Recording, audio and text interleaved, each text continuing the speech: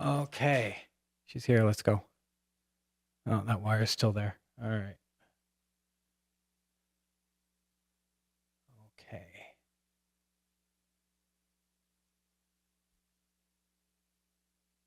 I think we should be good. Hello, where's my video? Dr. Soh. Hi, how are you? Hi, I'm good. How are you? Good, thank you. Good. Nice to see you. Good. Yes. Nice to see you. Okay. So, my name's Faraaz. I don't know if you've heard my name before. I've watched a couple of your streams. Really? Yeah. That's cool. So this is my full-time thing. I do this. I own and operate a Muay Thai gym, as well as I have a performance coaching business. So that's me. And for you, correct me if I'm wrong here, you're a PhD in neurosexology, specializing in paraphilia. You've written for the Wall Street Journal, the Globe and Mail, the Scientific American, Men's Health, amongst others. And you're a weekly columnist for Playboy.com. And you're a black belt in Taekwondo. Oh, you did your research. Yeah, of course. Yeah. That's awesome. Yeah, that's super cool. How long have you been Taekwondo for?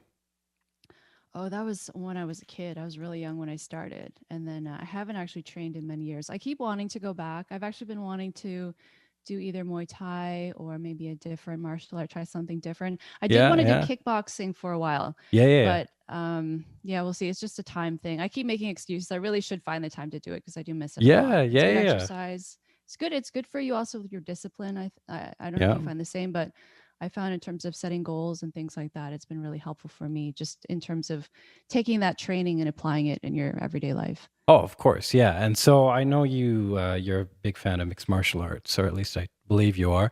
Do you watch any ONE FC or any of the new stuff? I haven't. Well, I was a big fan for a while, and then same thing, it tapered off a bit. I do try to watch every once in a while. I saw the last one with McGregor and Poirier. Yeah. But not anything super recent. Have I missed anything good? I was never really a big fan of mixed martial arts. I was always very into Muay Thai. But what they did with ONE FC is they took the publicity and the octagon of UFC and made it into Muay Thai. So you have a lot of Thais coming over, like really good Thais, and competing with the people here. So it's really cool. Okay, so we only have an hour, so I'm sorry to rush you here, but that's okay. What I want to do is I find oftentimes people will mischaracterize you or misconstrue your words without really reading your work or contending with your arguments. So first thing I want to do is I want to lay your arguments out, just the general ones, as easily as we can. I'll ask you a few counter questions, and then we'll go into the questions that I have prepared. So right off the bat, could you give me your perspectives on trans rights, equality, transitioning, and pronouns as well? So I definitely support equal rights for trans people, for intersex people, for people with gender dysphoria, anyone who feels different, anyone who's struggling. I do support transitioning in adults. I am vocally very critical of transitioning in children, which we can talk about as to why, because it goes against the scientific research and in terms of what's best for these kids. And I mean, I appreciate you having me on your show and giving me a chance to speak about this, because I find a lot of the criticisms that people have of me, if they would actually read my book or watch any media appearance I've done, they would see that those criticisms don't stand. In many cases, I think people either intentionally or potentially unintentionally misrepresent what I say or what my opinions are. But the feedback I've gotten from The End of Gender, which is my book, I got it right here. Has been, thank you. It's been so extremely positive, and it's people. Even some people have said to me, "I didn't know what to think about you. I read your book. I didn't really want to, but I thought I'd give it a chance, and I'm so glad I did because I see that you're so reasonable and compassionate." And I've had trans people say that to me, so that's been a real relief for me, because in the book I was very clear. As much as I feel very strongly about the scientific research being presented accurately and honestly, I'm also or I did my best to be very, very clear and explicit that I don't want any of that information to be used to hurt trans people or to discriminate against anyone. And every media appearance I do, I make a point to say that as well, that I support trans rights. I do not endorse any sort of discrimination or prejudice against transgender people. Yes, yeah, I've heard you say that many times, and in reading the book is it's very factual for I would say all the up to about myth 5, and it stays factual throughout, but then after that you get to see that you really do care. Like I feel like this is out of compassion writing it, and you talk about children transitioning and how you want to prevent things that might not necessarily be good for them. So I think, yeah, the book is very good. It's factual, and I think it's from a place of compassion. So a counter question here is, in 2018, you did oppose Bill C-16. And so I would personally agree with this. But for the people watching, I think a lot of people will say, oh, she opposed Bill C-16. This is about trans rights. So how can you have those two things together, being for trans rights and opposing Bill C-16 in Canada? Oh, right. And your question about pronouns. So I will use the pronouns that someone wants me to use, even third gender pronouns. I have been critical of the non-binary movement because I think this movement, there are lots of things going on beneath the surface in terms of why people identify as a third gender that are issues that we should be talking about if we are concerned about the well-being of these people. So we can talk about that too, because I think a lot of it is coming from a place of either sexism or homophobia, and we're not talking about that. So with regard to why I've been critical of something like pronouns being mandated by law, I mean, I just don't like when the government tells people what they should and shouldn't do, or what they should or not shouldn't say. And it's a very slippery slope, I think, between advocating for a particular group's rights and then there being an overreach in terms of what we're able to say and how we live our lives more generally. Because what you see now is, especially in this particular realm, in terms of, say, the conversion therapy bans, which we can also talk about. I mean, this ideology is so prominent and it's so aggressive, and it's now getting into law and really influencing decisions that people make, the way that they can, even in terms of getting this help and support that they deserve. So, I mean, some people might argue, isn't it good to have sensitive language in law? And I think in some ways I can see that point, but when there's an anti-scientific aspect that's coming along with the ideology pushing it, that's, I would say, more so my issue. Yes. It's not based in really any facts or anything. It's based on subjective experience, and putting that into law makes it hard to be consistent, for one. Okay, so I was going to ask this question later on. We were going to get to this later, but this kind of ties in. So Amazon, as you know, has changed their policy. Now they are saying, on the basis of something being offensive or hurtful, they will no longer sell it or carry it. And I believe a book called When Harry Became Sally by Ryan Anderson has been banned. Target took away your book for a little while and brought it back, and the same thing with Abigail Schreier's book. They took away irreversible damage and brought it back. So I see this as like the common defense for this is it's a private company doing what a private company wants to do, and government shouldn't really have any say there. But I see it as, well, Amazon is pretty big. Most people get their stuff from Amazon. It's immoral, unethical for them to integrate their ideology into what they're doing when they serve so many people. So we've got two not really big conflicts here, but a little bit of conflict. So the Bill C-16 compelled speech. Okay, well, look, government shouldn't tell us what to say. I agree with that. But then we've got Amazon, which is a private company, and it has so much reach.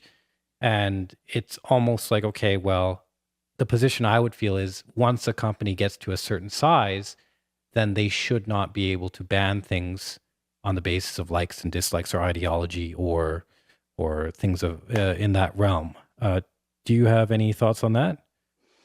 Well, I don't think censorship is ever the solution, especially not when it's about scientific research and facts, because you can suppress the truth, but it's going to come out eventually.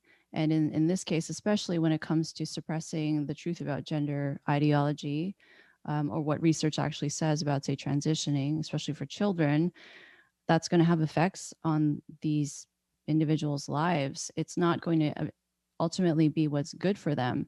So I do find it really disturbing. I think in some cases it's, especially with activists, because they have become so powerful. They cannot actually argue with the scientific research. So the only solution they have is to suppress it then, or to silence those of us who speak to it. And it's worrying too, from the perspective of how acceptable anti-intellectualism has become. Yes, So in yes, many yes. cases, people have no idea about any of these issues, but because they hold whatever personal value very strongly, they just simply will say, this is my personal opinion, and I'm just going to be extremely aggressive about it and intimidate anyone who goes against me. And that's how I will win this argument. It's not actually about thoughts or engaging or debate or knowing what you're talking about even.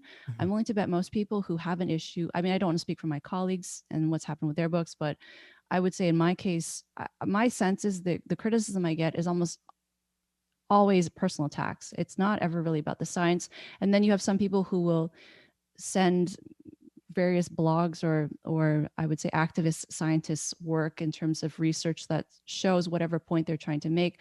They probably haven't even read the article. They don't know anything about the scientific research. Then there are some cases where scientists have gone on the activism bandwagon, which I think is quite disappointing, because now they're producing research that makes activists happy, because that's going to help their careers move forward.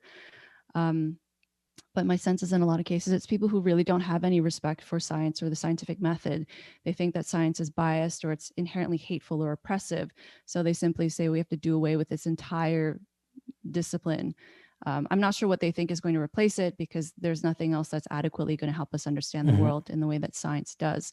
But yeah, going back to your point, I think, again, I generally, like I said, generally don't like when governments tries to come in and interfere with things. But It's in the good that you case remembered, of yeah. when you have these corporations, I mean, this goes to social media too, where people will say, well, social media, they're allowed to boot off whoever they want because it's a private company. But social media has become its own form of communication in a way. I feel it's so important. If you have any sort of public platform, that's the main way of communicating with people. So I do feel there needs to be some sort of responsibility, because then when you see other people building their own platforms, they get torn down, they get smeared as alt-right or whatever, and they get their platforms torn down. So how is that fair? You're saying, okay, we'll go make your own. But then when people do go build their own, they Yeah. also deal with the same censorship and I suppression. think Parler was like that, right? Yes. Yeah. Okay. Well, this is the stuff I want to talk about. But before we get into that, let's get into the actual science. And this is illustrated in your book, but I want to give people a basis for context for these discussions. So, oftentimes people will say, okay, there's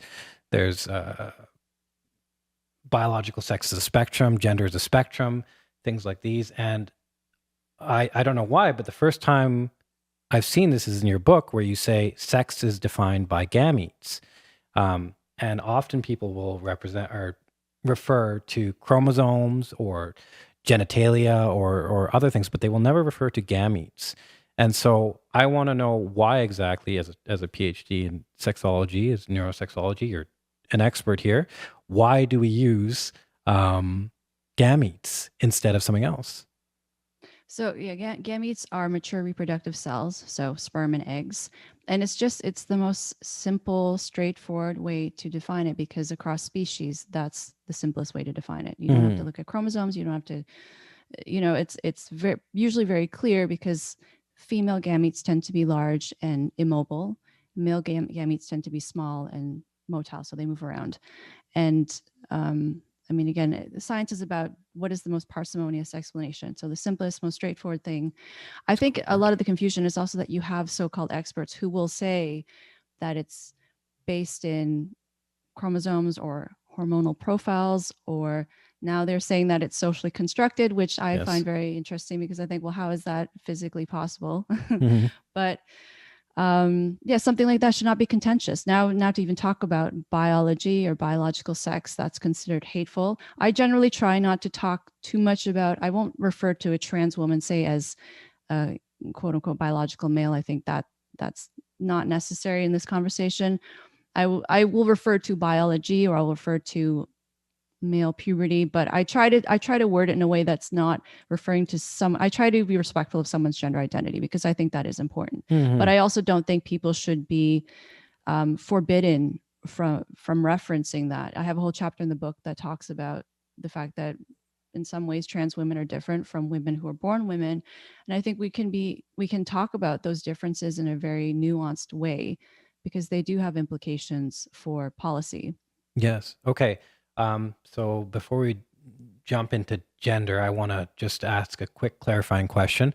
So when someone references chromosomes in reference to gender or sex, now why is that not necessarily indicative of someone's gender or sex? Like, is there too many variations? Is there too many complications? Is it more external appearance rather than what's going on?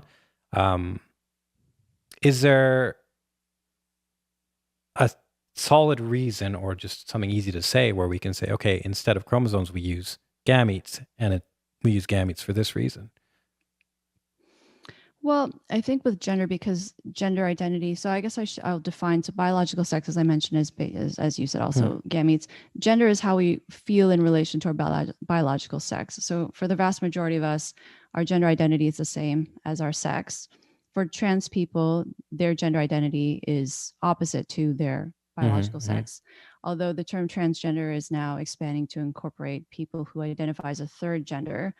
And then you'll have some people in the trans community, because I'm not transgender, so I never want to speak for the community, but some trans people who have medically transitioned to the opposite sex will say, I'm not the same as someone who identifies as a third gender, because in many cases, people who identify as non-binary or gender neutral or gender fluid, they usually won't undergo medical interventions. Maybe they will, but in many cases, it's just about changing your clothing and your haircut and taking on a new set of pronouns and saying, now you're the same as someone who is medically transitioned and who lives as the opposite sex.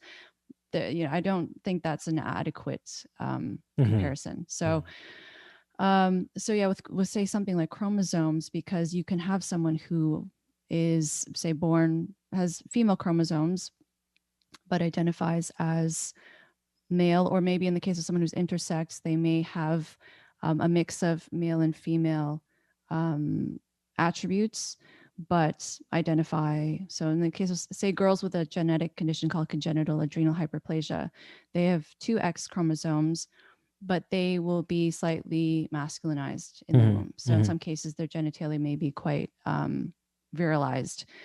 They may still identify as female, or they may identify as male, depending on the person. So it's not as indicative, I would say. It's definitely not necessarily indicative of gender identity. Although, again, for the vast majority of us, our gender identity will be our biological sex. Yeah. Yeah. Okay. All right. And I think there's a few cases, or you go over it a little bit in the book. I'm not sure if you do, or if I read it somewhere else, but you do go over a lot of intersex conditions. But there's a condition called ovotestis, where you have both ovarian tissue and testicular tissue.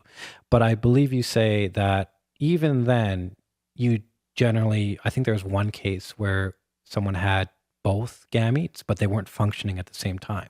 So generally, no matter what, even if you have an intersex condition, you have one set of gametes, and even then, that gametes is indicative of your sex. Is that correct?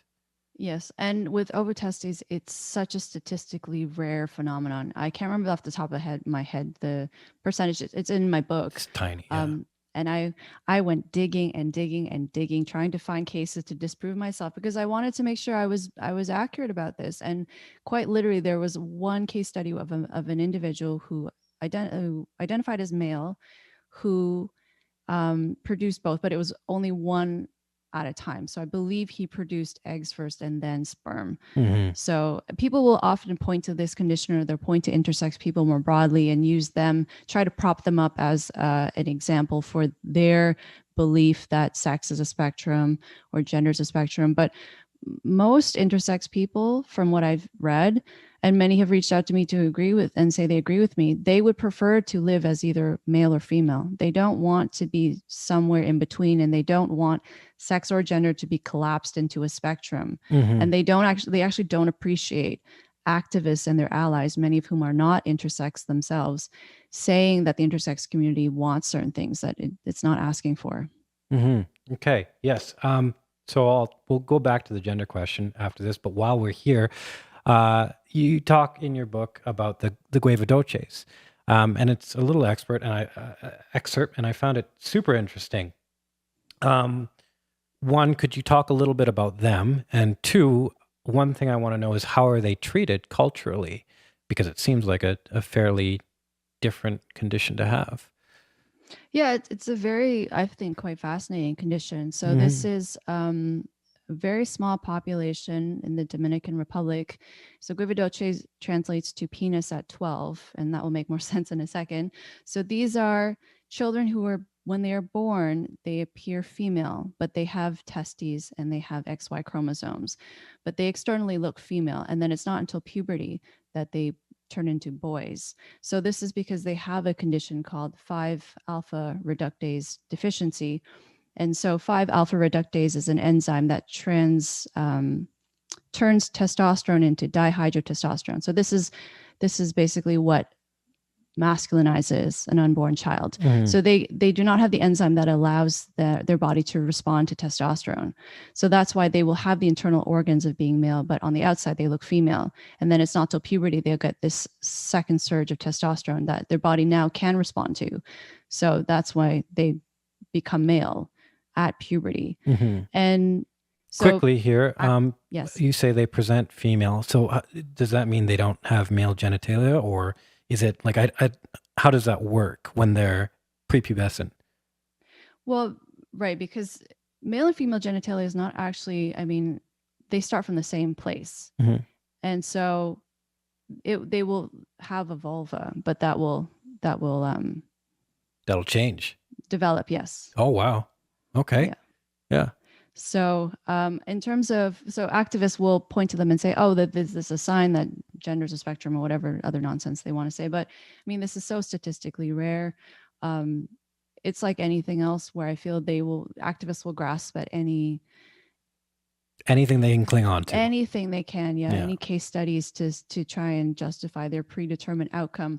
But culturally, my sense is that, I mean, I haven't been there and studied this population myself, but my sense is from the research I've done that it's just a normal part of the culture. It's not surprising to them. I think probably the first time you see it, it's probably very surprising, but I'm sure they're aware of this condition, and so it's not really a big deal. For these kids, most of them will go on to live as men, but some will prefer to stay in the female role and live as, so then they will take medical transition that way to remain female. Right. Okay. All right. So let's go to gender is not a spectrum. That's one of the things your book says.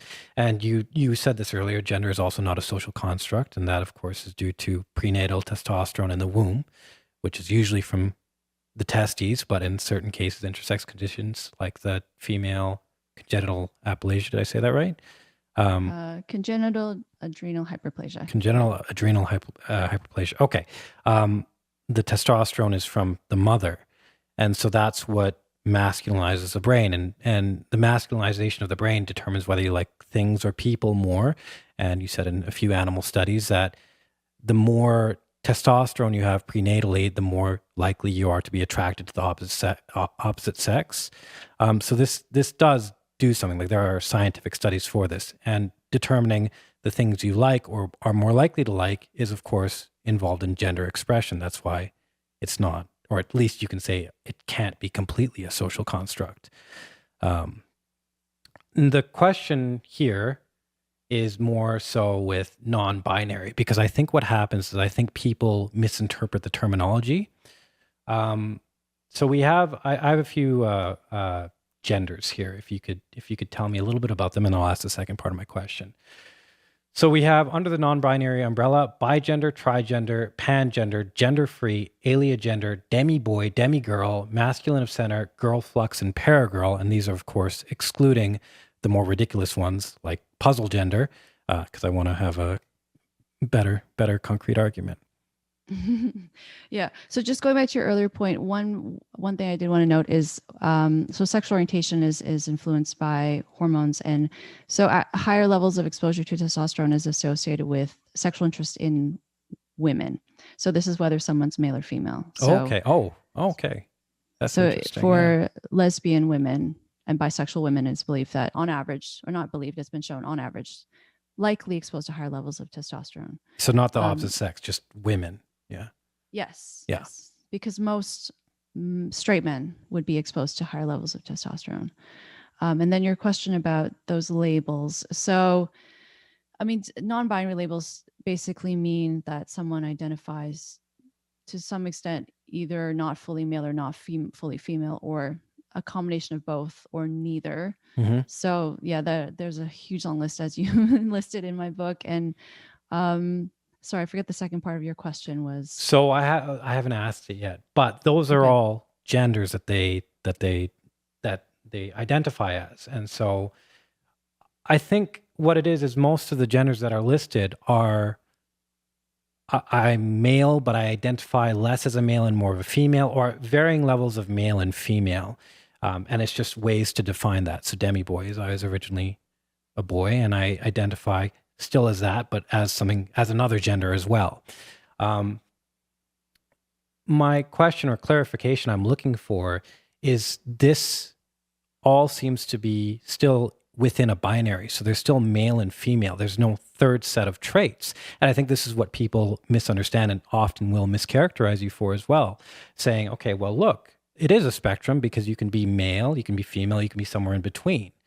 But it's like, oh, well, yes, that's still binary because it's like male or female or somewhere in between. There's no third, there's no tree, there's no protos, there's no third set of traits that you draw on. Is this correct?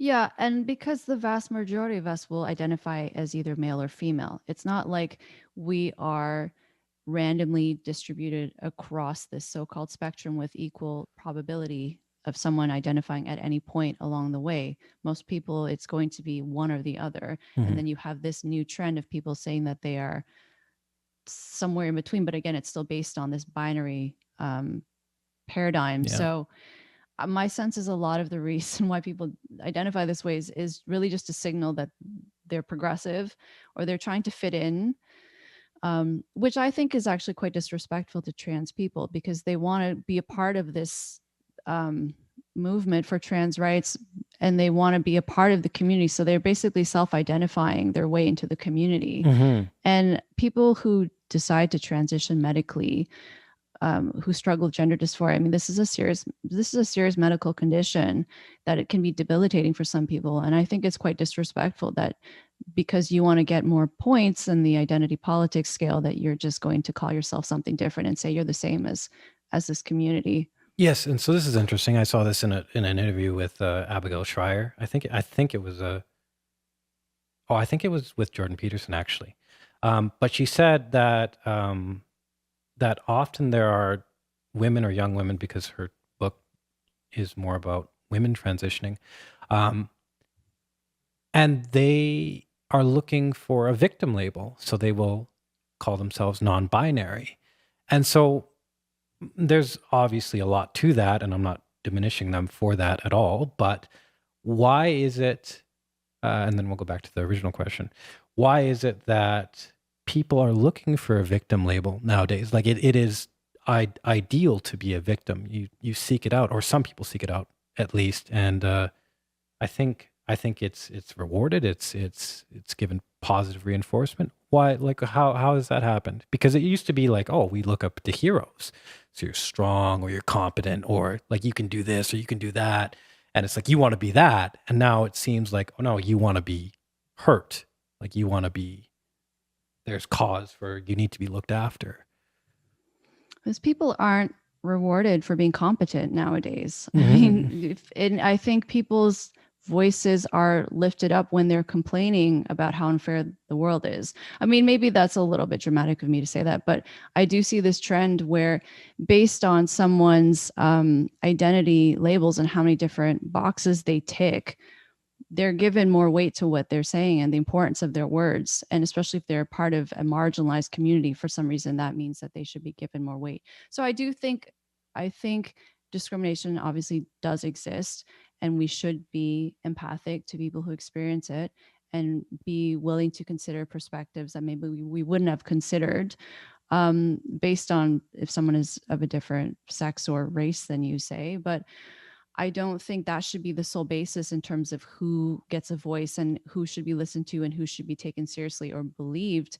So I think that's part of it. In many cases, it's people who otherwise do not have that many boxes to tick. So if they can call themselves non-binary, then that somehow makes them seem more interesting or more worthy of being listened to.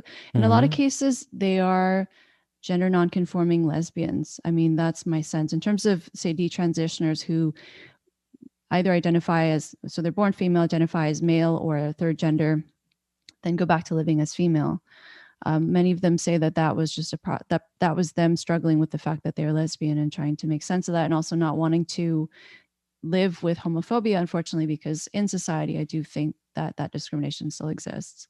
Yes, yeah. You're very careful with what you say. There's lots of disclaimers in case there's any misinterpretation, which is, I understand. That's cool. I think it's important too, because I think what I've realized is when I first started as a journalist, I felt, and I still to some degree feel this way, I know what my intentions are. So I don't feel like I should have to explain myself. But then I realize for people who don't know me and they're seeing me for the first time, it's very easy for people to make assumptions about you unless you explicitly point everything out. Because sometimes people say, you've said this 100 times, why do you have to say it again? But I always just want to be very, very careful, because I do realize that you have to be responsible with the information. Yeah, yeah. I have a friend, his name's Ben Rice. He says that all the time. I'm a little bit different. It's like, well, this is a little bit off topic, but I feel like it almost makes it a little bit less efficient. Like if you have a message and then you have, okay, I want to express this. This is what I want to say, and then you're automatically worrying about, okay, if I say this, it could be interpreted as this, or if I say this, it could be interpreted as this. I feel like it's a little bit claustrophobic almost. Okay, but on the topic of science, so I do think, like as you said, science is the best thing we've got, and it helps us navigate reality. However, a lot of people will say, "Oh, the most recent science says this," or actually, this article proves this, and you see sensationalization in the media of certain articles and not others that promote the narrative. But a lot of the people that are writing these things come from fields like gender studies or new fields, like they're relatively new fields. And so could you clarify for me and for us why these studies are not necessarily scientific or not necessarily credible or reliable, even though they seem to be on the surface for a lot of people? There are studies that come from those particular disciplines. And in the book, I talk about how you can tell usually whether a scientific study may be compromised. I would say on the whole, disciplines that have the word studies in their name, they tend to publish academic papers that are not scientific. They're purely, How so? well, in that they're not interested in research methods. When you do a scientific study, you are intentionally designing your study in a way to remove bias, so that whatever you find at the end is hopefully as accurate of an interpretation of the truth as you can get. So a good scientist will try to take their personal views out of the equation and purposely look for what can be confounding variables in this, and how can I design my study to remove that or control for that. Whereas these studies, my sense is in some cases, they will not be interested in removing bias, or intentionally will study or include a sample that is biased. So, and they may not even report that. So I'm trying to think of an example I can give you. Something like if you're, yeah. Should I give an example, or do you think people know what I'm saying? I just want to be clear. Oh, no, go for it. I think, well, the one in your book is the one where the male and female brain are there's a study done where there's no differences, but then 3 other studies came out that are like, no, no, no, this is the parameters you used are improper. Yeah. So in that case, in those authors are, I don't believe they are necessarily gender scholars. I think they might actually be neuroscientists. So what you have is sometimes those papers that come out, they're complete jargon. They make no sense at all. They don't use statistics or anything. That's what you generally see from those disciplines. But then what you see also is that either those scholars will team up with hard scientists for their research. And so what you see is then legitimate scientific papers are coming up, but they're reframed in this very ideological way. Mm-hmm. So usually if you look at the authors on a paper and look at where they are affiliated, that might give you some sense in terms of the disciplines, but not always, because as I said, it helps an academic's career if they are woke and if they are pushing whatever the predominant narrative is in terms of activism. But yeah, that study with the claim that there are no sex differences in the brain, my colleagues reanalyzed the exact same brain data and found that there were on average brain differences between men and women. So I always want to be clear when I talk about this. Here I list of another set of caveats for you, but that this does not justify sexism. This does not say that you can make any assumptions about individual people. This is not a justification to say women are less competent or anything like that. Of course, as a woman with a PhD in neuroscience, I would never say that women are less competent at STEM or anything like that. So I don't believe that. But I understand why people find this threatening. I think because it has been used in the past to justify holding women back. But I don't think it's helpful to hide the information because it's not honest. And again, I think most people can sense it's not true. And then that doesn't do anything for gender equality, just puts people off of it. Yeah. No, it's interesting how well, it's crazy how science has become politicized, because it's the whole idea is it's subjective. You study whatever interests you and you pursue knowledge. But then with the politicization, we can go into this a little bit later, it's like you can study what you want to accept if we don't like it, and then it skews that in itself. And I think that that's a different level of corruption than just one study. It's like a whole set of studies. Okay, so there's 2 other technical questions I want to talk about, or actually one more, and it's about endocrinology. So in the book, you quote William Malone, and you say, despite the current widespread use of puberty blockers for gender dysphoria, the scientific community is largely ignorant to these answers. And then I think on the next page, you cite the Endocrine Society's guidelines that they don't reflect that quote at all. And I think recently as well, the prescription of hormone blockers or puberty blockers, they're no longer saying, oh, it's easy to reverse, or there's not going to be any lasting damage. Can you tell me about why certain individuals are under the impression that endocrine and endocrinologists are on board with these things, and why, well, there's certain endocrinologists who aren't? Yeah, William Malone is an excellent endocrinologist. He was very, very resourceful, I would say, in my many questions I asked him in researching for the book, because I'm not an endocrinologist. It's the politicization. I think it's partially that people are afraid. Some people genuinely believe. So there's this narrative that if you are in opposition to young children transitioning, then they're going to try and kill themselves. And this is not true. I talk in the book as to why the suicide narrative is not true. Then when they apply this suicide statistic to kids, it's not applicable.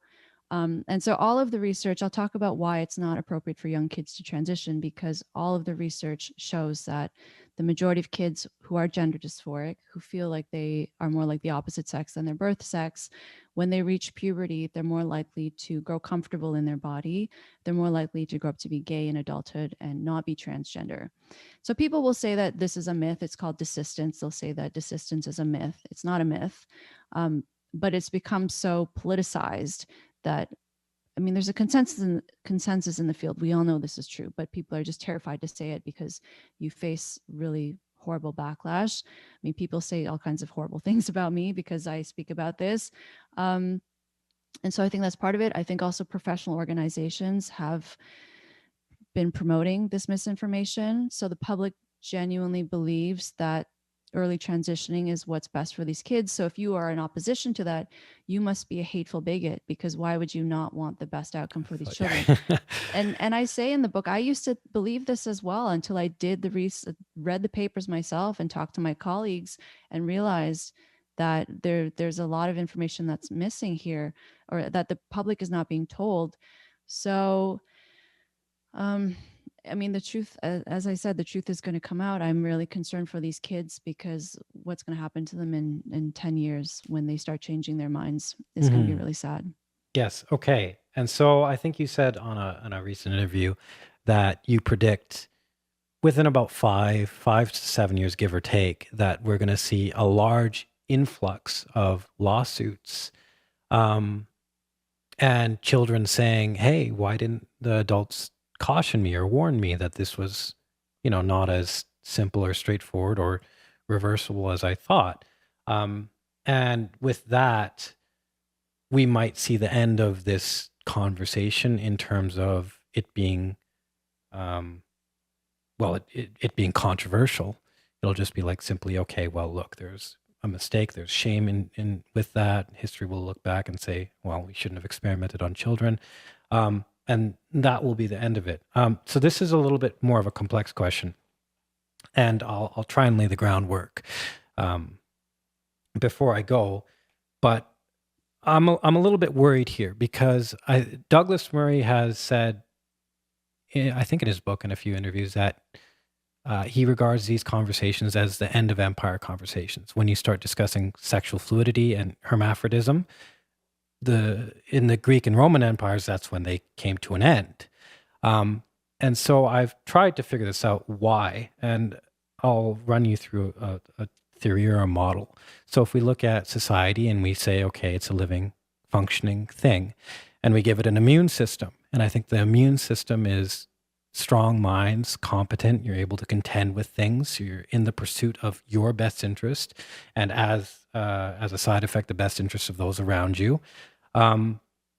That's like a healthy immune cell. And I'm not a biologist, so forgive me if I make a few mistakes here. Now, there are mechanisms that generate that, and so there are structures in place, and one is science, so contending with reality. Another is universities, speakers. There's all of those things, and then there's development as you mature from a child to an adult. And Jonathan Haidt talks a lot about this in A Righteous Mind, or The Coddling of the American Mind, how helicopter parenting and social media are taking away from human to human interaction. And because they're taking away from human to human interaction, the development doesn't go its intended path. So you're seeing in teenagers especially less frequency of sexual interaction, less adventure. Like everything is very constrained. It's almost safety proofed, and it leads to a more fragile population, I believe. So if we have an immune system and we have healthy, strong cells, and then we have destruction of some of those structures, like science is now politicized heavily, from what I can tell. Universities, the universities are supposed to be places where you improve your perspectives, your ideas, where you contend with difficult ideas, where you are made uncomfortable and you learn to contend with those things. Now it's like, no. Universities are a safe space where you go to, and it's completely contradictory. So that structure's gone. Speakers like yourself, this was actually a question I was going to ask later, but I saw you gave a full address to the Oxford Union, which is really cool. But I was looking for it. I don't think it's out yet. I saw like the Oxford student, like articles from these places, and they're just laying into you like really bad. Like they're trying to get it so you don't speak at all.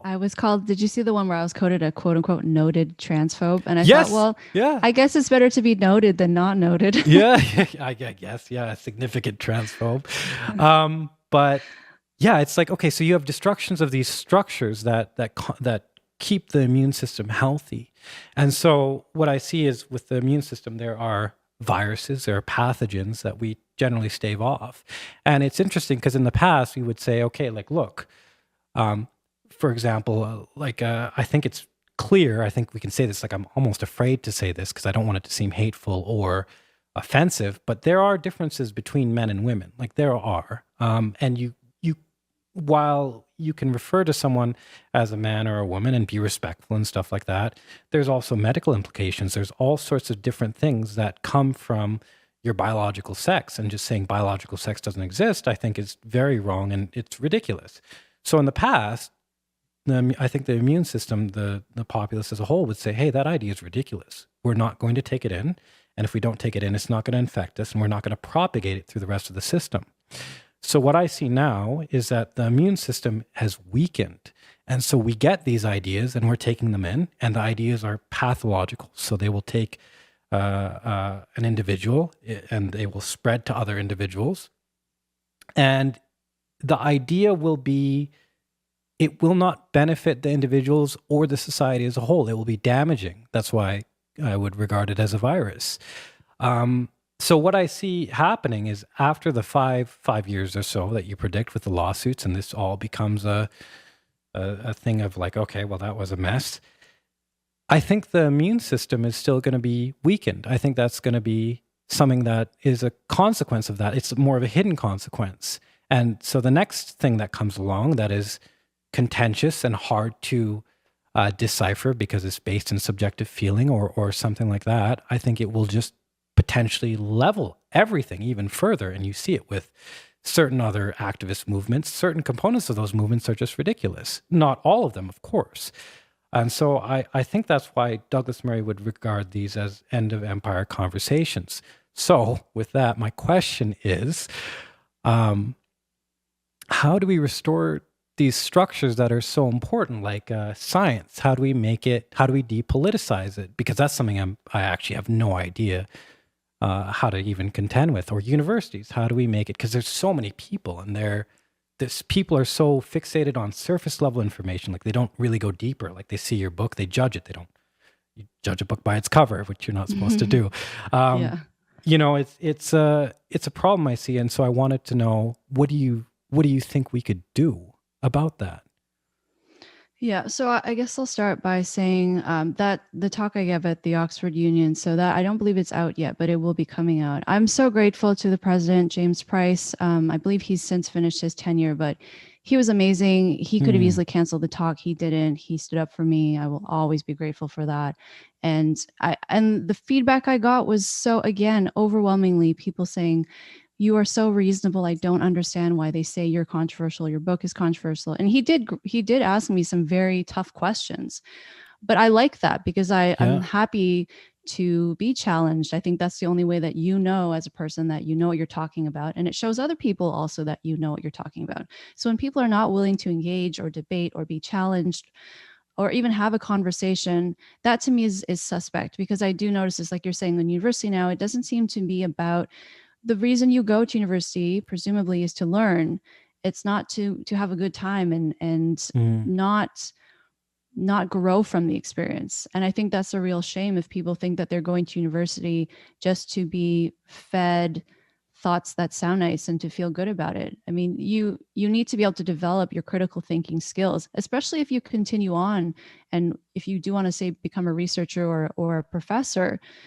I mean, you have to be able to decipher what or determine what's true from not true instead of what sounds nice or what makes me feel nice. And just because ideas might make you feel uncomfortable, that doesn't mean they're not true. Or just to be able to differentiate, I guess, from how you feel about something versus what the data say. That was probably the biggest lesson I learned in my time when I was in graduate school, is that as a scientist, you should never fear what you're going to find in a study, and whatever you find is what you find. And that's what you report. You don't twist it some way to try and make people happy. Right. So that's what I've carried with me as a journalist. And I think that's what we should be doing as journalists, is not to be promoting propaganda. It's to be telling people what's true and what they need to know about. So this trend is also in the realm of race and how people are talking about race. It's the same ideology, really. I mean, it's just wanting to quote unquote dismantle our society and You did rebuild it. an article recently on that as well, or on the Asian violence, I believe. Yes, yeah, that I found very upsetting to be seeing. So this is what's interesting because some people got upset because they're saying, "Oh, you're crying about racism. Are you one of those?" And that's the thing. It's when everyone and everything is racist, when legitimate instances of racism happen, people do not take it seriously. Yes. I do think, in that column I wrote for the Globe and Mail, it's in my bio if people want to read it. I felt very strongly. I mean, yeah. Oh, thank you. I don't feel it was taken, these instances, like there were just so many cases I was seeing happening, and I thought, why are people not taking this seriously? I feel like since more attention was brought to it, there are two Hollywood actors who brought a lot of attention to this. I feel people have become a little bit more empathic to it, but on the whole, I would say because of this whole intersectional nonsense, they view Asians as white because we don't fit the narrative of what so-called people of color are supposed to be like. And I cannot stand the term people of color. Yeah. So as a result, and also because if the perpetrator of a racist act is not white or cannot somehow be linked to Trump, then they don't know what to do with it. So they just don't report on it. Right. Yeah. Or it's not considered racist, which I don't agree with. Yes. Yeah. So yeah, I think the whole view with critical race theory and what it's doing is very, very divisive. I don't think it's helpful. I don't think it is. Again, it tells people who are minorities that we are helpless and that we're not going to succeed. I don't think it's that's disrespectful as well. Yeah, because it pushes you down. Like that's where you start. With that, I agree with everything you said. But back to the question. So I agree. You're not the right thing for a scientist to do, and there's reasons for this, is to contend with the data, report the data, is to do what's right. And I see that in a lot of places. What's to do what's right is to speak the truth, and that's your job in a lot of disciplines. But what I'm seeing, and this was another question I was going to ask you, is that,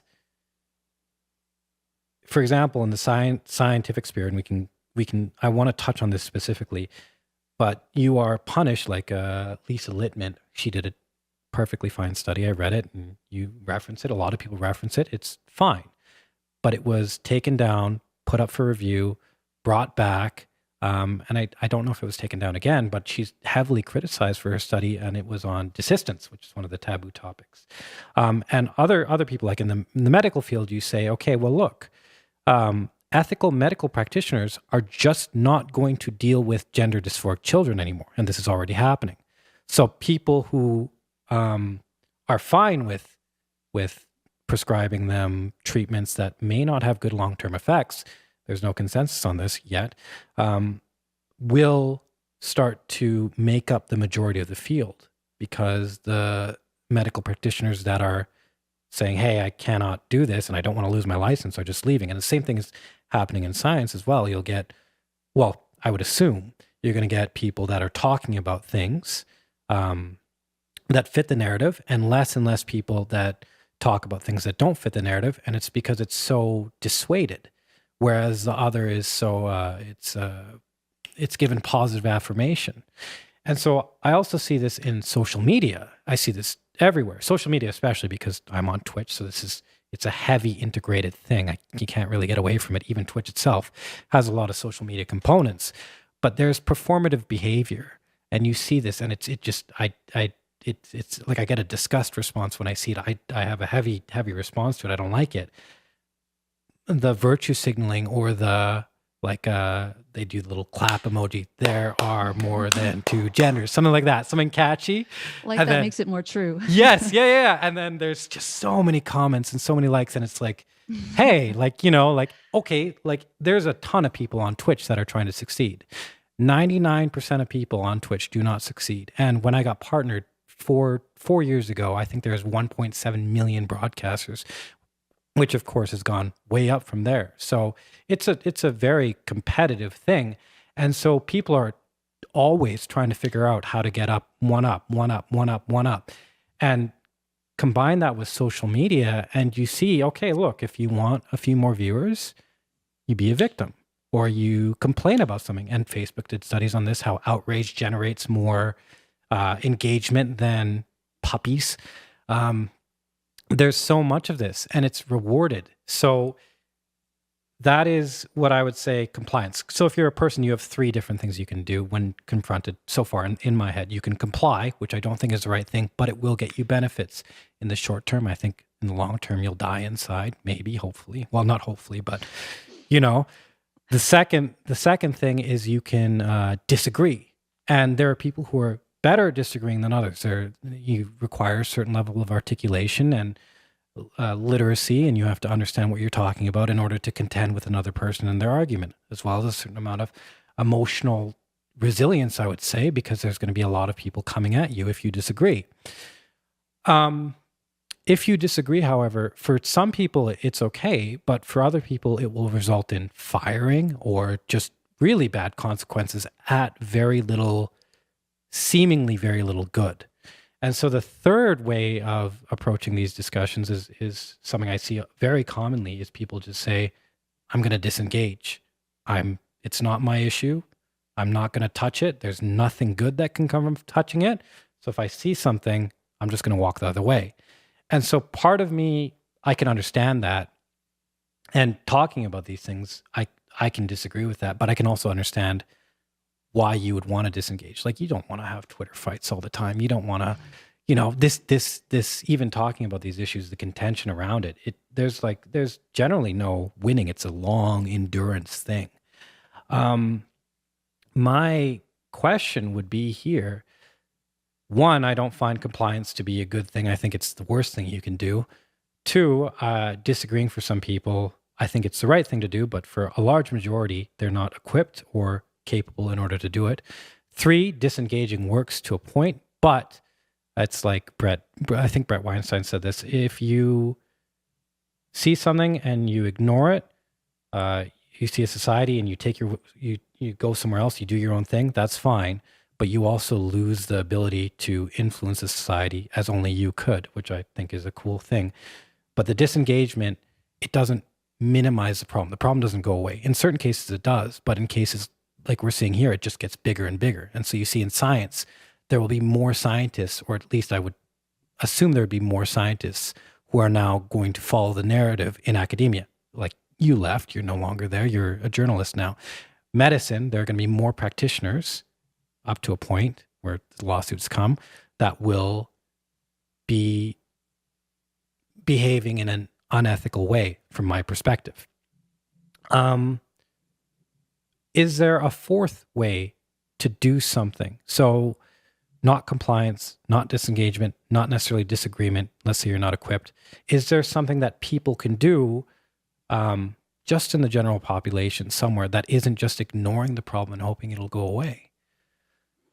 I always tell people to speak out, even with their friends and their family, because, like you said, there is a cost that comes from saying these things more prominently, or if you say it on any sort of public platform. I would also say just support those who are speaking out about it, because it can be difficult at times. I think there's this perception that when you say things that are not seen as popular, that somehow is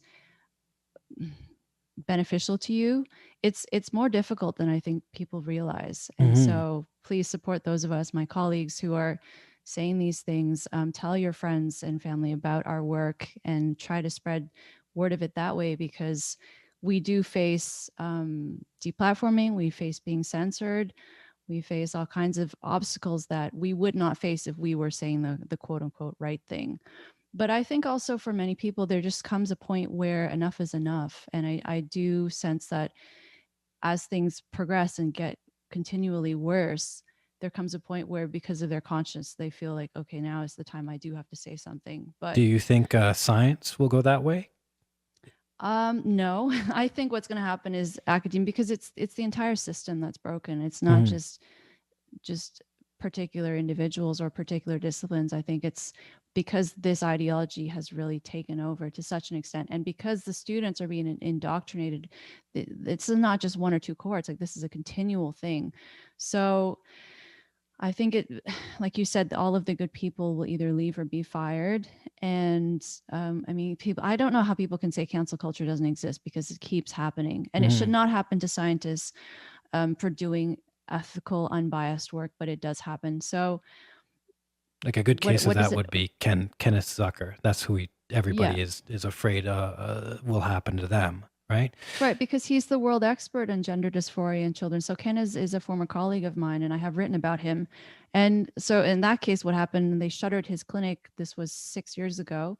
People in the field said, wow, if that can happen to him, what chance does anyone else have of being protected? And so that's also why people said, well, we're not going to talk about this issue in the children, because we don't want the same thing happening to us. And so they will, for ethical clinicians, I don't do clinical work anymore, but they will, I've had colleagues tell me they will leave the field. They will not see these patients because they don't feel they can do their work ethically, and they don't feel right just jumping on board the affirmation model.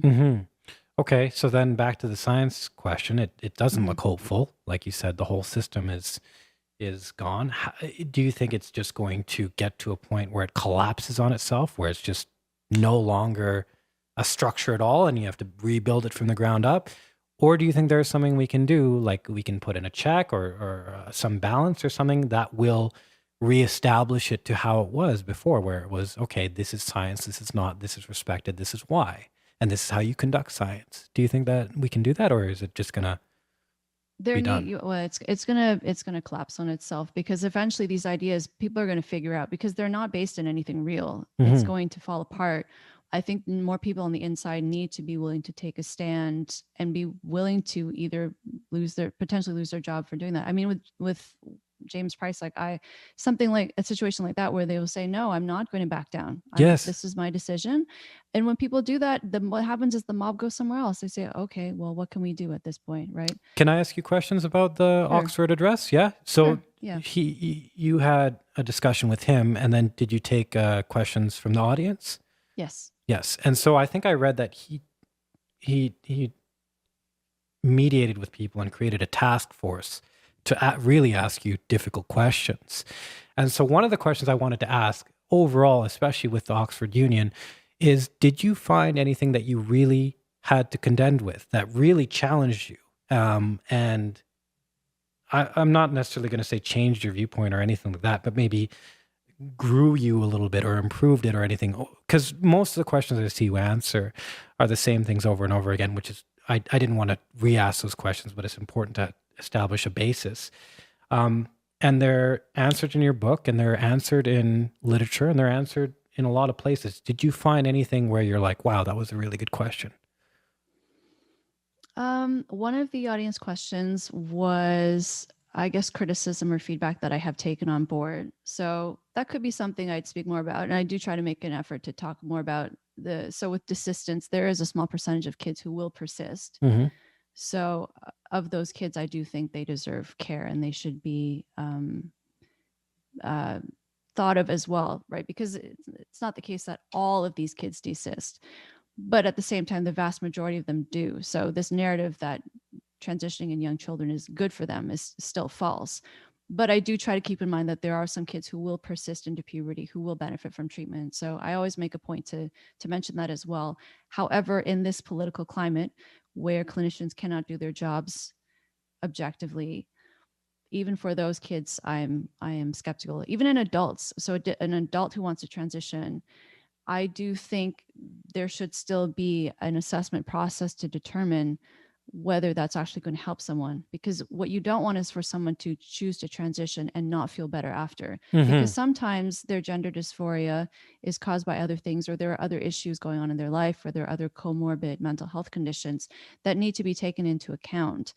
So just because someone has other mental health conditions, I don't think that's necessarily a reason to exclude them from transitioning. But a good clinician will want to know that and talk about that with them, because these are serious decisions. So the main point is being, I try to be a little bit more I do listen to feedback. I always welcome feedback. I try to read all the comments and all the things that people send me on social media. It can be hard sometimes, but I do try to. And um, if someone has a good point, I will take that into consideration. I mean, the whole time I wrote my book, I was thinking about all of the feedback I got. But for the most part, it's just people calling me names and calling me transphobic who haven't read my work. A lot of the times I get comments and I think, I said this in this interview, or I wrote about this in the book. In almost every case, it's in the book. Mm-hmm. So I know that they haven't read my work. They know nothing about me. And so I would ask anyone who's watching who's skeptical, please don't judge me based on what your friends or what people are saying about me, because in many cases it's completely untrue. Mm-hmm. And just give my work a chance and actually read it, because you will probably be surprised. Yes, yeah, I agree. This book was really good. It's very easy to understand. I'm actually not a good reader. I listened to the audio version, and that's which is read by you. You did a great job. By the way, it was Thank you. very enjoyable to listen to. That was good. We're almost out of time here. Do you have time for one or two more questions? Sure. Yeah. Okay. So I've got a couple questions from chat. We're live streaming right now, and they're there. And I've had people feed me some questions in the meantime. So here's one that is okay. Articles published that include the word studies typically are not scientific. Quote, doesn't that promote looking for resources that do not give the study methods behind their research? And it's, can you give examples of good studies or good words in articles to listen to? And I would also expand on that question and say, if science is going to collapse on itself or go down the drain, how viable is it to keep saying, okay, well, you got to look at the science? Because I find that the science is getting more and more corrupted. Yeah, that's a tough question that I've been getting. Your questions have been excellent, I have to say. I like that. Thank you. I like that they've been a little bit different. Yeah, it's hard. It's hard to say because it's really sad. It shouldn't be like this, right? It should not be to the point where we can't even trust the one method that is supposed to be able to be as impartial as possible. I would say it can be the study itself. It can be the reportage as well. I think people usually can tell when the reportage is biased, not necessarily, but now if the actual study is biased, I would say look at the author's social media. That usually tells you a lot. And if they are very political in their social media, that might tell you something about how they interpreted their study, or how they approached their study.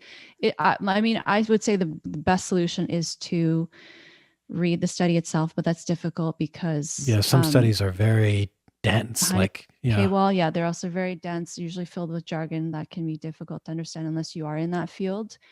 But I'm trying to think what other advice I could give there. Because usually you would say, okay, well, you can just listen to the experts.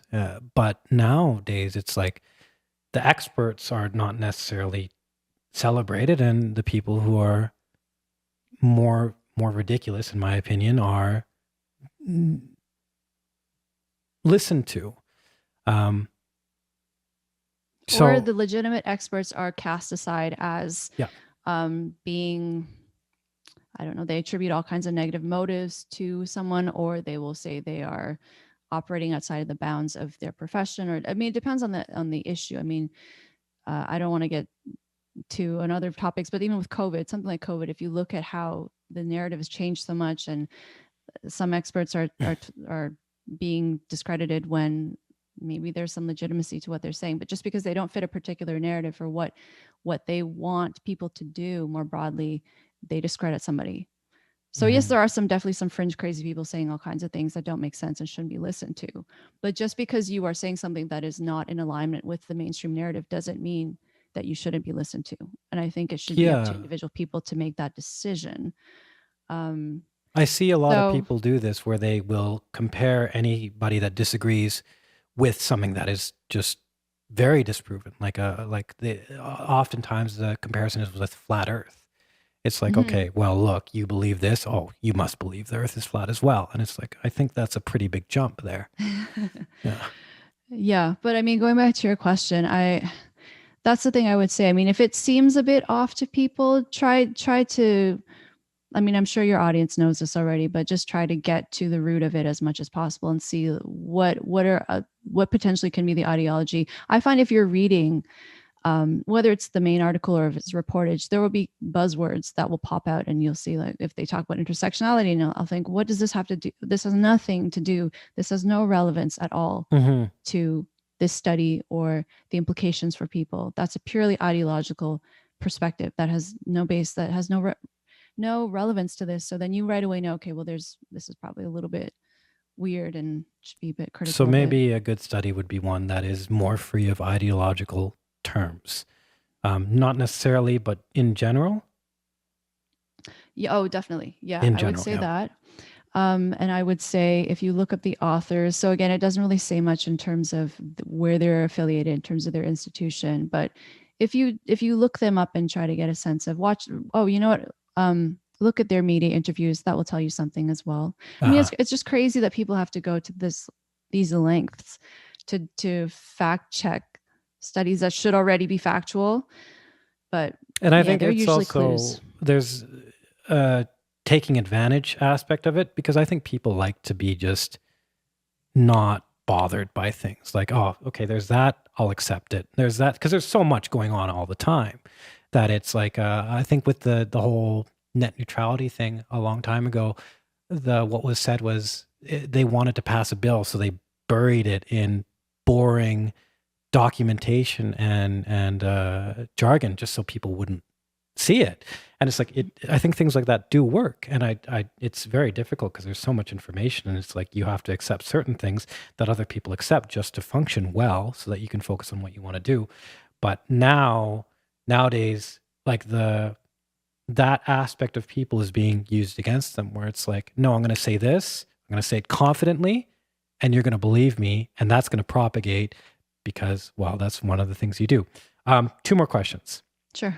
Okay, so one is, with Amazon now changing their policy to ban anything that they find offensive, and it's kind of ridiculous how they do that, because I think there's double standards there. And with like Twitch has implemented TOS, where they will ban anything they find hateful or offensive. A lot of big tech companies has done this. Google has done this. I don't know if you've seen this, but if you Google, like if you open an incognito window and you Google black family, you'll get image results of black families. If you Google gay couple, you get image results of gay couples.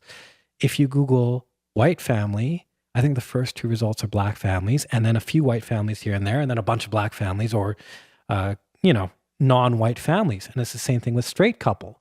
It's you Google straight couple and you'll get straight couples, yes, but then peppered in a lot of gay couples, or a straight couple with a pride flag. And so Google, this was in Douglas Murray's book, they implemented a new algorithm that is supposed to eliminate bias. And I don't know exactly what was going on with like the terminology there exactly, but I remember seeing that and saying, well, Google's a search engine. And what you're supposed to do with a search engine is you're supposed to give me data, not data that you think I want to see or you think is better for me, but just data so I can do stuff with that. And so with Amazon, it's the same thing. It's like, okay, well, look, you're supposed to sell me books, not books that you think I should read or not read. And with science, it's the same thing. You're supposed to give me data to understand the world rather than give me data that you think I will be okay with. And so I see this all going in a direction, and I see pushback there as well, because I think in the name of inclusivity and the name of anti-racism, things are getting more racist. In the name of anti-sexism, things are getting more sexist. People are being identified by their group or their victim label. And I think what's happening is I think this is actually making people more racist, more sexist, because it's like even a person who wasn't racist before or wasn't sexist before, when confronted with something, an idea or a narrative, will just say like, no, like, F it. I'm going to be racist. Like, I'm going to do what you don't want me to do because I'm not doing what you say. I think this is happening in a suppression area. And of course, Gabor Mate does a lot of research on suppression and how authenticity is very important. And this is a side note, but we got no time. How authenticity is so important, and suppression and lack of expression will lead to a lot of disease. Like I think the breast cancer rate for women increases as the stress coefficient increases, and the same thing with other things like ALS and Alzheimer's. There's a bunch of things that he's linked, and I see all of this stuff going bad. So the question, I got this from chat, was, do you see things getting better socially? Do you see people becoming less racist, less sexist, just better, happier lives overall from all of this, or just in general in the next couple of years? Or do you see it going a different way? And if so, which way do you see it going? I generally try to be an optimistic person, but I don't see things going well right now because, as you said, because of this obsession with race and sex, um, and well, by sex I mean biological sex and gender. It is not bringing people together. It's not building cohesion. It's not encouraging people who disagree to engage with one another. It's really just creating greater polarization, I think. And like you said, if the most important thing about someone is what they look like, that doesn't, how is that not superficial, and how is that not going to feed into someone who's not racist is only going to be incentivized to become racist if they're constantly told that they're racist. If white people are constantly being told that they are racist, I feel like a lot of people are going to eventually say, well, okay, Let me be the what's monster stopping you me want me to from be. Yeah. exactly. So I mean, I think that's a whole other conversation, but I Yeah. think in terms of how to make it better, uh, I tried, I mean, for work, I have to be on social media. But I would say to most people, just spend as little time on there as possible. Spend more time with your loved ones and people in real life who generally don't hold these extreme views. I mean, most people who are really fringy in their thinking like that, don't represent, thankfully, most people in society. And also know that when you have an interaction like that on social media, that person is probably very unhappy. They don't know you and they don't know anything about you, and they don't represent most people in our society. Okay, last question, unless you have any questions you want to ask before we finish. Go ahead. So I've heard this said before by Douglas Murray, but he says like the problems that we're facing, and I guess this ties into the whole end of empire conversation, is that like, hey, we should be figuring out how to get to Mars or how to do like really cool things that we can do. Like there's so many cool things that we can do. There's so many very intelligent people that are working on this problem or problems surrounding this problem or the problem of race or the ideology problems, rather than like, okay, no, it's not even Mars. We can get to the next galaxy, or we can have sustainable life here, or we can, and of course that is being done as well. But one thing I thought about is like, I was never very interested in transgender issues, race issues, political issues. I don't really like politics, but I find it's encroached so much that as a streamer, I either ignore it or I don't say anything, which I don't think is the right thing to do. But it's like I have to talk about it now, and I have to dedicate, well, I don't have to, but I choose to dedicate energy to it because now it's so big that it's considered important or important to discuss about. Whereas I think I would be spending my energy and time elsewhere for sure if this wasn't as big as it was. So my question to you, and of course you were studying paraphilias back when you were in research. What would you be doing now if you weren't speaking about transgender issues? Oh man, that's a good question. I would probably still be doing brain imaging research.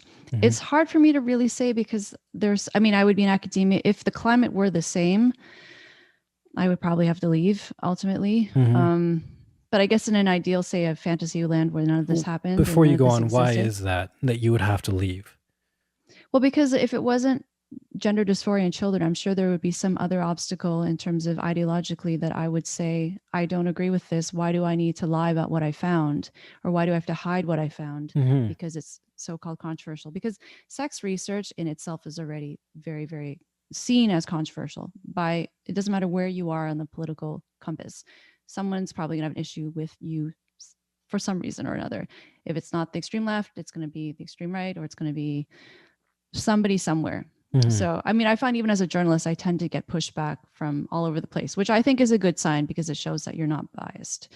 But sex research, because it is so taboo already, there would surely be something else that would come up. And because because it's become so much worse now in terms of institutions not supporting their scientists or basically leaving them to their own devices when they are attacked. And now with social media also being so prominent and so powerful, definitely it would have happened over something else. So I'm glad that I made the decision to leave when I did. I mean, for your audience, my backstory, I write about it in the introduction. I've talked about this many times before, so I won't be redundant. But basically, I left academia because I wasn't willing to stay quiet about the issue of transitioning in young kids.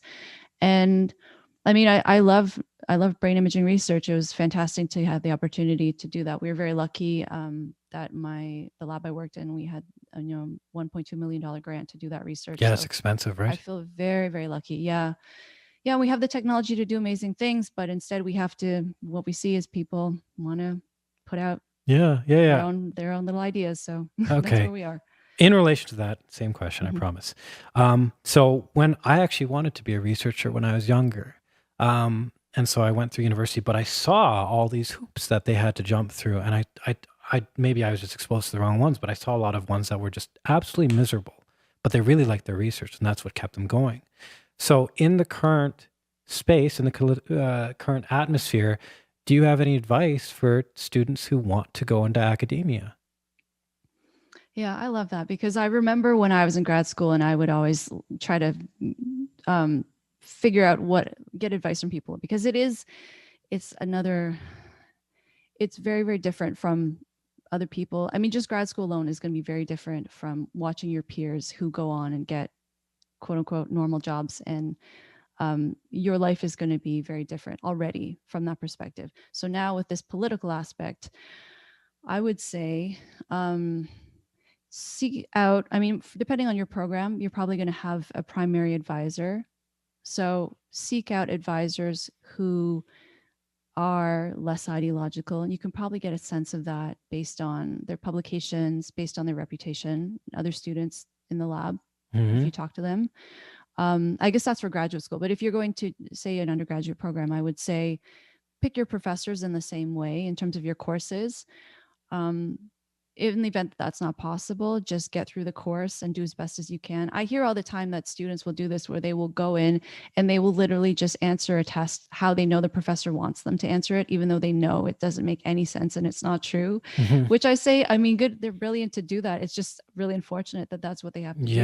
But do what you need to do so that you can move on to what it is you want to do in your life and not fight these battles especially if it's your professor. And if they are really, really entrenched in a particular way of thinking, I mean, some professors will be willing to engage and they're maybe more open-minded than you might expect. But if it's someone that you know is going to fail you if you disagree with them and you just need this course, you need to do what you need to do and just stay true to yourself. Know what you stand for and what you believe in, and keep that with you so that when you are in a position where you can speak out, that you do so. Okay, great. Any questions on your end? I guess I'm curious to know more about what it's like for you dealing with this stuff because yeah, like how does it affect you more broadly or day to day in your interactions? Okay, so well, that's a good question. I'm glad you asked a question. So I stream on Twitch. For the last 4 years, that's been my full-time job. All of my income depends on my viewers or sponsorship deals or things like that. Other than that, I do run 2 businesses, but that's more recent. In terms of day to day, you have a chat and your job is to entertain. So I play games. I'm known for playing games well, certain games pretty well. And then I've since then switched to a variety of games. Now, when you switch to a variety of games, people start to be in your chat and talk to you, your community, more for you rather than the game you're playing. And just the way I've always tried to be or exist, I've always tried to embody myself. I want to be myself. I don't want to be someone else. I don't want to be someone that person wants me to be, or maybe my parents, or maybe the school wants me to be, or whoever. I want to be myself. And of course, you have to develop. So I've put in places things like, hey, if someone asks me a question and I'm afraid of answering it, I should probably answer it. Or if there's something I am thinking about doing, or I'm afraid of doing, or something like that, I always want to try and bring out the best in who I am. And that's just for me. But when things are politicized, because this is attached to Twitter, and there's the whole Trump debacle, and then there's Black Lives Matter, there's the Me Too movement, there's people getting canceled all the time. Like the most recent person getting canceled, I think this is ridiculous, was a guy named Call Me Carson. And he was getting canceled because he was dating a 17-year-old when he was 19. And I was like, oh, that's not okay. And they're just jumping on this person. And so what I see happening with a lot of other streamers, because again, we all kind of know each other, even though there's so many of us, is that they'll just step back and they won't speak about it, or they won't, and that's fine, that's okay. But some people will just dismiss it or allow it or comply with it. And I've always said, like, no, no, no. If I see something wrong, I need to talk about it, because if I don't talk about it, I'm not expressing that part of myself. I'm not expressing that part of myself. I'm losing a little bit of myself. And I don't want to do that for myself. And I don't think it's good for anybody around me either. And I also think that the people that are attracted to me, if I suppress myself, will not be the people I want as myself. I think comedians have this problem a lot. Some of them are suicidal because they're not valued for the people they are. They're valued for what they present themselves as. So I've thought a lot about this, and basically, well, the result of it is I do try and speak out as much as I can. And whether I know something for sure or not, I try and just put myself out there. The result of that has been, in issues that aren't contentious, people love it. They really like it. They say, hey, I like this about you, that you do this. In issues that are contentious, or they're emotionally invested, or there's a certain thing that you're supposed to agree with. I've lost friends, I've lost subscribers, I've lost so many people by just talking about this in a non-controversial way. It's very common, and it's created a lot of stress, a lot of contention. And it's not only on the individual to individual basis that bridges are burned or relationships collapse or there's strain or stress in relationships. It's on the sponsorship end as well. For example, like you want to be brand friendly, you want to be people, you want, there are, like, for example, GDQ, there's a speedrunning competition. It runs yearly. It usually, they raise millions of dollars a year, and it usually has about 100,000 people watching minimum at one time. I think because I speak about the things I do, they're not going to invite me to their speedrunning competition. And that's one of the draws of me. I can do these things really well. So there's lost opportunities there. There's lost opportunities. It's more like people, they see you and they just don't associate with you. So it's like an opportunity cost. That's happened a lot. There was something that Twitch did earlier during the Black Lives Matter movement, and I didn't agree with it. So I wrote this whole 14-page thing on why I didn't agree with it. I wanted to be concise about it, respectful about it, not step on, like, not hurt anybody. And I said, well, look, if you are incentivizing victimization, that's not a good thing. You're making people want to be a victim rather than want to be strong, competent, like, despite their circumstances, rise above it. No, you're saying, okay, your circumstances, you need to sit in those and dwell in those, and you're going to get incentives for it. What they did is they said, people of color, we're putting 32 streamers that are of color, people of color, on the front page for this month or this whole month or whatever, or they do the Latinx thing or something like that, which is, of course, a strange term as well. And I spoke up against that, and there's all this blowback and there's all this pushback. The good thing about it is that through all that, there are people who will say, hey, thanks for talking about this, whether it's privately or on the surface. They will say, hey, I'm glad you talked about that. That really helped.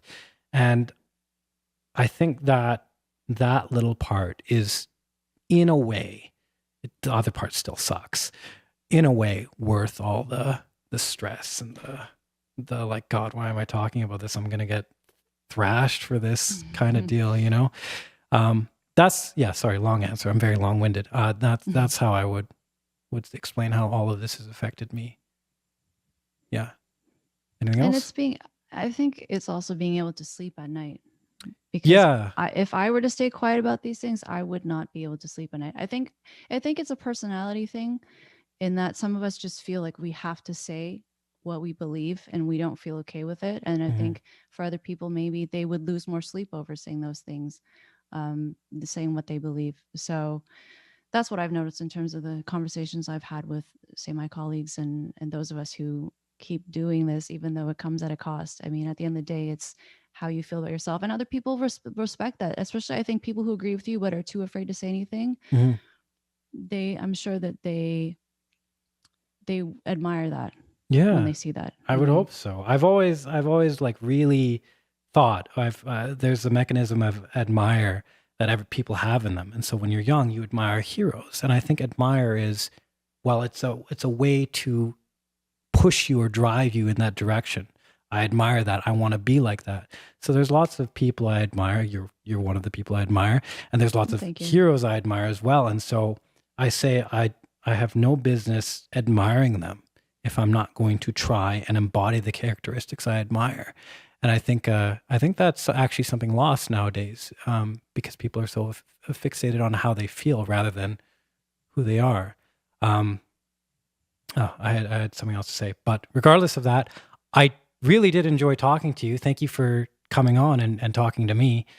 Well, thank you for having me, and thank you for risking. I hope people are not too mean to you after this. No, I'll be fine. It's okay. The book is End of Gender by Dr. Debra Soh. The audio version is great. I recommend it. I would love to talk to you again sometime, of course, only if it's good for you. Anything else to say before we close out? Yeah, that'd be great. I would say you can get the audiobook actually for free in Audible. You can get the book.